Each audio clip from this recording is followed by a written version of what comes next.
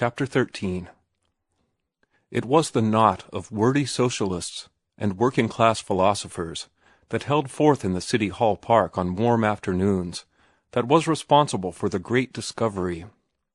Once or twice in the month, while riding through the park on his way to the library, Martin dismounted from his wheel and listened to the arguments, and each time he tore himself away reluctantly. The tone of discussion was much lower than at Mr. Morse's table. The men were not grave and dignified. They lost their tempers easily and called one another names, while oaths and obscene allusions were frequent on their lips. Once or twice he had seen them come to blows, and yet he knew not why. There seemed something vital about the stuff of these men's thoughts. Their logomachy was far more stimulating to his intellect than the reserved and quiet dogmatism of Mr. Morse.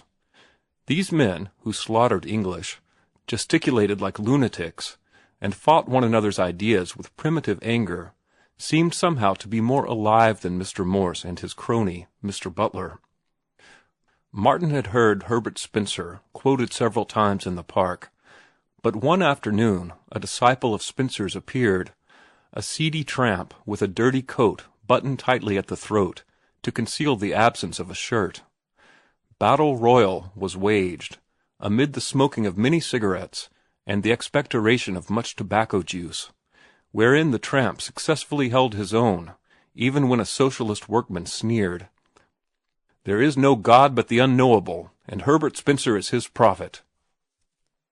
Martin was puzzled as to what the discussion was about, but when he rode on to the library he carried with him a newborn interest in Herbert Spencer, and because of the frequency with which the tramp had mentioned First Principles, Martin drew out that volume. So the great discovery began.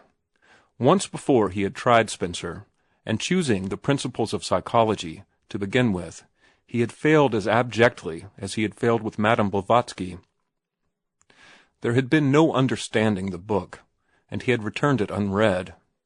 But this night, after algebra and physics, and an attempt at a sonnet, he got into bed and opened First Principles. Morning found him still reading. It was impossible for him to sleep, nor did he write that day. He lay on the bed till his body grew tired, when he tried the hard floor, reading on his back, the book held in the air above him, or changing from side to side. He slept that night and did his writing next morning, and then the book tempted him. And he fell, reading all afternoon, oblivious to everything, and oblivious to the fact that that was the afternoon Ruth gave to him. His first consciousness of the immediate world about him was when Bernard Higginbotham jerked open the door and demanded to know if he thought they were running a restaurant. Martin Eden had been mastered by curiosity all his days. He wanted to know, and it was this desire that had sent him adventuring over the world. But he was now learning from Spencer that he never had known, and that he never could have known had he continued his sailing and wandering forever. He had merely skimmed over the surface of things, observing detached phenomena, accumulating fragments of facts, making superficial little generalizations, and all and everything quite unrelated in a capricious and disorderly world of whim and chance. The mechanism of the flight of birds he had watched and reasoned about with understanding, but it had never entered his head to try to explain the process whereby birds, as organic flying mechanisms, had been developed. He had never dreamed there was such a process. That birds should have come to be was unguessed.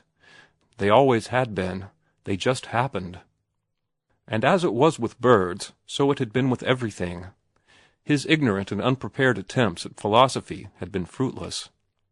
The medieval metaphysics of Kant had given him the key to nothing, and had served the sole purpose of making him doubt his own intellectual powers. In similar manner, his attempt to study evolution had been confined to a hopelessly technical volume by Romanes. He had understood nothing, and the only idea he had gathered was that evolution was a dry-as-dust theory of a lot of little men possessed by huge and unintelligible vocabularies. And now he learned that evolution was no mere theory, but an accepted process of development, that scientists no longer disagreed about it, their only differences being over the method of evolution. And here was the man Spencer, organizing all knowledge for him, reducing everything to unity, elaborating ultimate realities, and presenting to his startled gaze a universe so concrete of realization that it was like the model of a ship such as sailors make and put into glass bottles. There was no caprice, no chance. All was law. It was in obedience to law that the bird flew, and it was in obedience to the same law that fermenting slime had writhed and squirmed, and put out legs and wings and become a bird. Martin had ascended from pitch to pitch of intellectual living, and here he was at a higher pitch than ever. All the hidden things were laying their secrets bare. He was drunken with comprehension. At night, asleep, he lived with the gods in colossal nightmare, and awake in the day, he went about like a somnambulist, with absent stare, gazing over the world he had just discovered. At table he failed to hear the conversation about petty and ignoble things, his eager mind seeking out and following cause and effect in everything before him. In the meat on the platter he saw the shining sun, and traced its energy through all its transformations to its source 100 million miles away, or traced its energy ahead to the moving muscles in his arms that enabled him to cut the meat, and to the brain wherewith he willed the muscles to move to cut the meat, until, with inward gaze, he saw the same sun shining in his brain. He was entranced by illumination, and did not hear the "bug house" whispered by Jim, nor see the anxiety on his sister's face, nor notice the rotary motion of Bernard Higginbotham's finger, whereby he imparted the suggestion of wheels revolving in his brother-in-law's head. What, in a way, most profoundly impressed Martin was the correlation of knowledge, of all knowledge. He had been curious to know things, and whatever he acquired he had filed away in separate memory compartments in his brain. Thus, on the subject of sailing he had an immense store. On the subject of woman he had a fairly large store. But these two subjects had been unrelated. Between the two memory compartments there had been no connection. That, in the fabric of knowledge, there should be any connection whatever between a woman with hysterics and a schooner carrying a weather helm or heaving to in a gale, would have struck him as ridiculous and impossible. But Herbert Spencer had shown him not only that it was not ridiculous, but that it was impossible for there to be no connection. All things were related to all other things, from the farthermost star in the wastes of space to the myriads of atoms in the grain of sand under one's foot. This new concept was a perpetual amazement to Martin, and he found himself engaged continually in tracing the relationship between all things under the sun and on the other side of the sun. He drew up lists of the most incongruous things, and was unhappy until he succeeded in establishing kinship between them all. Kinship between love, poetry, earthquake, fire, rattlesnakes, rainbows, precious gems, monstrosities, sunsets, the roaring of lions, illuminating gas, cannibalism, beauty, murder, lovers, fulcrums, and tobacco. Thus he unified the universe, and held it up and looked at it, or wandered through its byways and alleys and jungles, not as a terrified traveler, in the thick of mysteries seeking an unknown goal, but observing and charting and becoming familiar with all there was to know. And the more he knew, the more passionately he admired the universe and life, and his own life in the midst of it all. "You fool," he cried at his image in the looking-glass. "You wanted to write, and you tried to write, and you had nothing in you to write about. What did you have in you? Some childish notions, a few half-baked sentiments, a lot of undigested beauty, a great black mass of ignorance, a heart filled to bursting with love, and an ambition as big as your love and as futile as your ignorance. And you wanted to write. Why, you're just on the edge of beginning to get something in you to write about. You wanted to create beauty, but how could you when you knew nothing about the nature of beauty? You wanted to write about life when you knew nothing of the essential characteristics of life. You wanted to write about the world and the scheme of existence when the world was a Chinese puzzle to you, and all that you could have written would have been about what you did not know of the scheme of existence. But cheer up, Martin, my boy. You'll write yet. You know a little, very little, and you're on the right road now to know more. Some day, if you're lucky, you may come pretty close to knowing all that may be known. Then you will write. He brought his great discovery to Ruth, sharing with her all his joy and wonder in it. But she did not seem to be so enthusiastic over it. She tacitly accepted it, and, in a way, seemed aware of it from her own studies.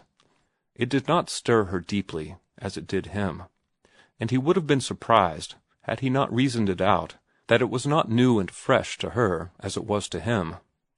Arthur and Norman, he found, believed in evolution and had read Spencer, though it did not seem to have made any vital impression upon them, while the young fellow with the glasses and the mop of hair, Will Olney, sneered disagreeably at Spencer and repeated the epigram, "There is no God but the unknowable, and Herbert Spencer is his prophet." But Martin forgave him the sneer, for he had begun to discover that Olney was not in love with Ruth. Later, he was dumbfounded to learn from various little happenings not only that Olney did not care for Ruth, but that he had a positive dislike for her. Martin could not understand this. It was a bit of phenomena that he could not correlate with all the rest of the phenomena in the universe.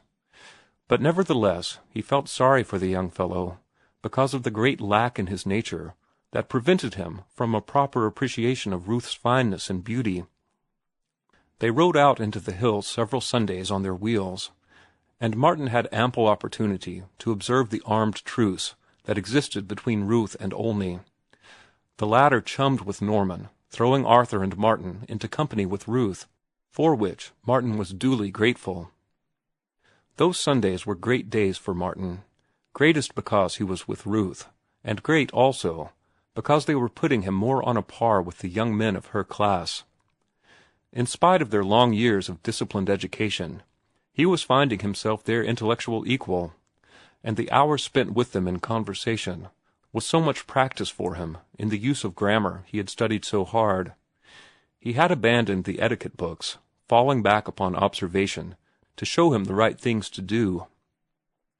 Except when carried away by his enthusiasm, he was always on guard, keenly watchful of their actions and learning their little courtesies and refinements of conduct. The fact that Spencer was very little read was for some time a source of surprise to Martin. "Herbert Spencer," said the man at the desk in the library. "Oh, yes, a great mind." But the man did not seem to know anything of the content of that great mind. One evening at dinner, when Mr. Butler was there, Martin turned the conversation upon Spencer. Mr. Morse bitterly arraigned the English philosopher's agnosticism, but confessed that he had not read First Principles, while Mr. Butler stated that he had no patience with Spencer, had never read a line of him, and had managed to get along quite well without him. Doubts arose in Martin's mind, and had he been less strongly individual, he would have accepted the general opinion and given Herbert Spencer up. As it was, he found Spencer's explanation of things convincing, and, as he phrased it to himself, to give up Spencer would be equivalent to a navigator throwing the compass and chronometer overboard. So Martin went on into a thorough study of evolution, mastering more and more the subject himself, and being convinced by the corroborative testimony of 1,000 independent writers. The more he studied, the more vistas he caught of fields of knowledge yet unexplored, and the regret that days were only 24 hours long became a chronic complaint with him. One day, because the days were so short, he decided to give up algebra and geometry. Trigonometry he had not even attempted. Then he cut chemistry from his study list, retaining only physics. "I am not a specialist," he said in defense to Ruth, "nor am I going to try to be a specialist. There are too many special fields for any one man, in a whole lifetime, to master a tithe of them. I must pursue general knowledge. When I need the work of specialists, I shall refer to their books." "But that is not like having the knowledge yourself," she protested. But it is unnecessary to have it. We profit from the work of specialists. That's what they are for. When I came in, I noticed the chimney sweeps at work. They're specialists, and when they get done, you will enjoy clean chimneys without knowing anything about the construction of chimneys. That's far-fetched, I am afraid. She looked at him curiously, and he felt a reproach in her gaze and manner. But he was convinced of the rightness of his position. All thinkers on general subjects, the greatest minds in the world, in fact, rely on specialists. Herbert Spencer did that. He generalized upon the findings of thousands of investigators. He would have had to live 1,000 lives in order to do it all himself, and so with Darwin. He took advantage of all that had been learned by the florists and cattle breeders. "You're right, Martin," Olney said. "You know what you're after, and Ruth doesn't. She doesn't know what she is after for herself, even." "Oh, yes," Olney rushed on, heading off her objection. "I know you call it general culture, but it doesn't matter what you study if you want general culture. You can study French or you can study German, or cut them both out and study Esperanto. You'll get the culture tone just the same. You can study Greek or Latin, too, for that same purpose. Though it will never be any use to you. It will be culture, though. Why, Ruth studied Saxon, became clever in it. That was 2 years ago, and all she remembers of it now is, 'Wan that sweet April with his showers sweet.' Isn't that the way it goes? But it's given you the culture tone just the same," he laughed, again heading her off. "I know, we were in the same classes." "But you speak of culture as if it was a means to something," Ruth cried out. Her eyes were flashing, and in her cheeks were 2 spots of color. "Culture is an end in itself." "But that is not what Martin wants." "How do you know?" "What do you want, Martin?" Olney demanded, turning squarely upon him. Martin felt very uncomfortable, and he looked entreaty at Ruth. "Yes, what do you want?" Ruth asked. "That will settle it." "Yes, of course I want culture," Martin faltered. "I love beauty, and culture will give me finer and greater appreciation of beauty." She nodded her head and looked triumphant. "Rot, and you know it," was Olney's comment. "Martin's after career, not culture. It just happens that culture, in his case, is incidental to career. If he wanted to be a chemist, culture would be unnecessary. Martin wants to write, but he's afraid to say so because it will put you in the wrong. And why does Martin want to write?" he went on. "Because he isn't rolling in wealth. Why do you fill your head with Saxon and general culture? Because you don't have to make your way in the world.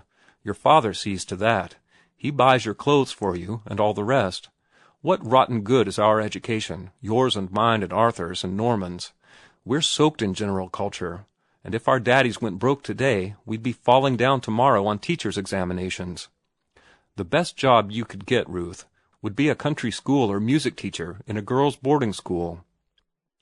"And pray, what would you do?" she asked. "Not a blessed thing. I could earn $1.50 a day common labor, and I might get in as an instructor at Hanley's cramming joint. I say I might, mind you, and I might be chucked out at the end of the week for sheer inability." Martin followed the discussion closely, and while he was convinced that Olney was right, he resented the rather cavalier treatment he accorded Ruth. A new conception of love formed in his mind as he listened. Reason had nothing to do with love. It mattered not whether the woman he loved reasoned correctly or incorrectly. Love was above reason. If it just happened that she did not fully appreciate his necessity for a career, that did not make her a bit less lovable. She was all lovable, and what she thought had nothing to do with her lovableness. "What's that?"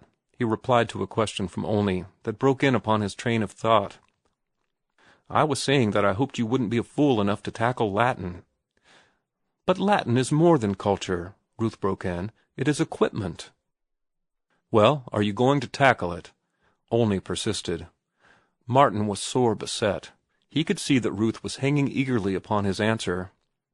"I am afraid I won't have time," he said finally. "I'd like to, but I won't have time." "You see, Martin's not seeking culture." Olney exulted. "He's trying to get somewhere, to do something." "Oh, but it's mental training, it's mind discipline. It's what makes disciplined minds." Ruth looked expectantly at Martin, as if wanting for him to change his judgment. "You know, the football players have to train before the big game, and that is what Latin does for the thinker. It trains." "Rot and bosh. That's what they told us when we were kids. But there is one thing that they didn't tell us then. They let us find it out for ourselves afterwards." Only paused for effect, then added, "And what they didn't tell us was that every gentleman should have studied Latin, but that no gentleman should know Latin." "Now that's unfair," Ruth cried. "I knew you were turning the conversation just in order to get off something."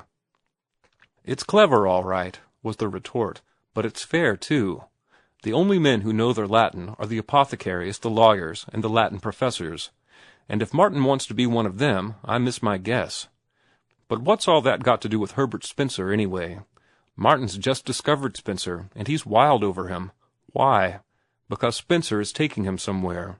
Spencer couldn't take me anywhere, nor you. We haven't got anywhere to go. You'll get married some day, and I'll have nothing to do but keep track of the lawyers and business agents who will take care of the money my father's going to leave me." Olney got up to go, but turned at the door and delivered a parting shot. "You leave Martin alone, Ruth. He knows what's best for himself. Look at what he's done already. He makes me sick sometimes, sick and ashamed of myself. He knows more now about the world and life and man's place and all the rest than Arthur or Norman or I or you, too, for that matter, and in spite of all our Latin and French and Saxon and culture." "But Ruth is my teacher," Martin answered chivalrously. "She is responsible for what little I have learned." "Rats!" Olney looked at Ruth, and his expression was malicious. "I suppose you'll be telling me next that you read Spencer on her recommendation, only you didn't.